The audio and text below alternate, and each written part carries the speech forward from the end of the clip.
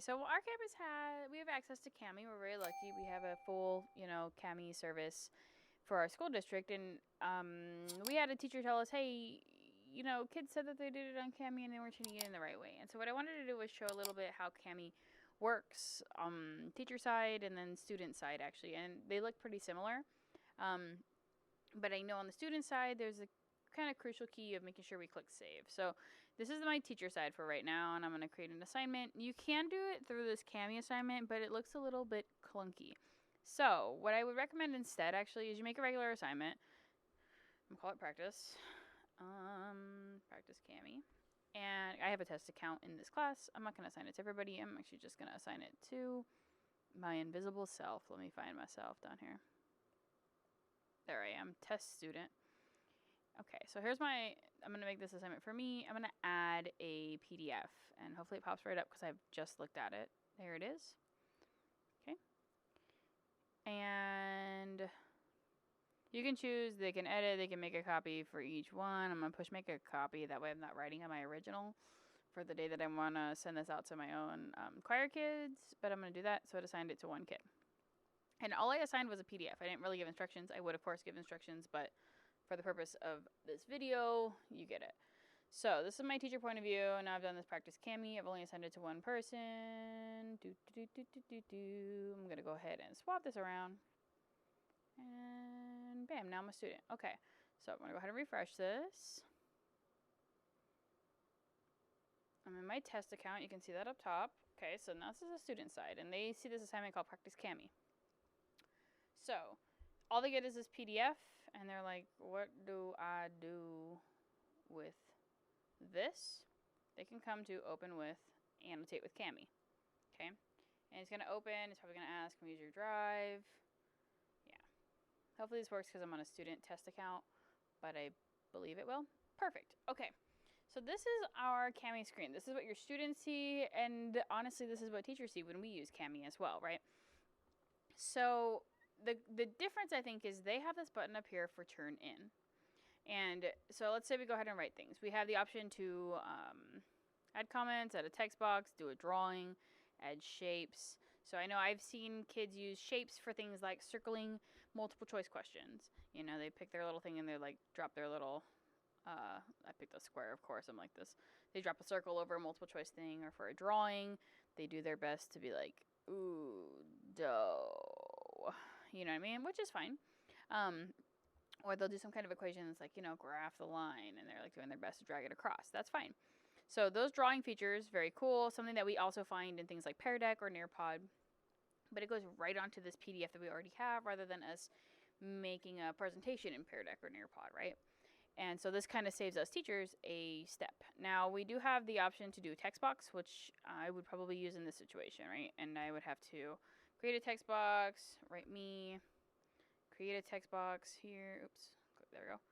Right, dough, etc. Right, and you could. Here's my beautiful So kids can actually type directly onto there, and we can put that text box anywhere, which is one of the cool things.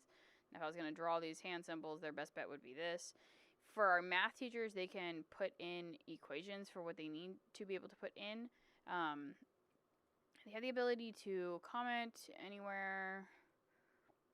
So it'll go like that. And then when they turn that back into teachers, we can see they put a comment like, hopefully they don't write that. I don't know how to do this, but, it's a thought. Text-to-speech, great tool for accessibility if we need it to go that way. As far as like having things that it can actually read for us. So this page isn't a great example of that because I have music symbols on here. If it was like a paragraph or something, though, you provided your students with a PDF that had like literature on it, you could push this text to speech and it'll do its best to translate that. And I believe they can like, I don't know how this dictionary function works because honestly I'm a band teacher, I apologize. So but I would use this like text box, right, with a lot of our students. So they have this. They have the option to upload images, which is something that, like, me as a band teacher, if I wanted them to, for example, complete this one. Well, if I gave them all access to the self-edge hands, right, in their Google Drive, then they could upload those images into there as well. So this really takes any PDF and turns it into a workable document. The thing is, and I'm actually going to do a drawing with some bold colors real quick so it's easy for me to check. Ray, fa. Okay. So the thing is, clicking this turn in button up in this top corner. So you check that it's saved, right? And clicking this turn in. Students have the option they can print it off as well if they have access to that, which they could print it off. You could see my other video and be like, oh, this is how you print it off, and then hold it up and take a picture of it and upload it in your Google Slides. That's an option. But not everybody has a printer at home. And by not everybody, I mean me. My printer never has ink. So I would come to this turn in option. It's going to ask me to save. It's going to ask what you want it to name. So it's going to probably have your name in front of it if you made a copy for each student, and course access tickets. And then I'm going to go ahead and click turn in. Okay.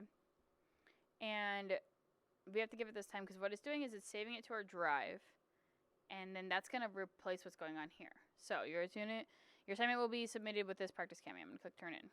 Now, here's a key students need to follow. Come click on this PDF and see if it actually did your writing. There it is.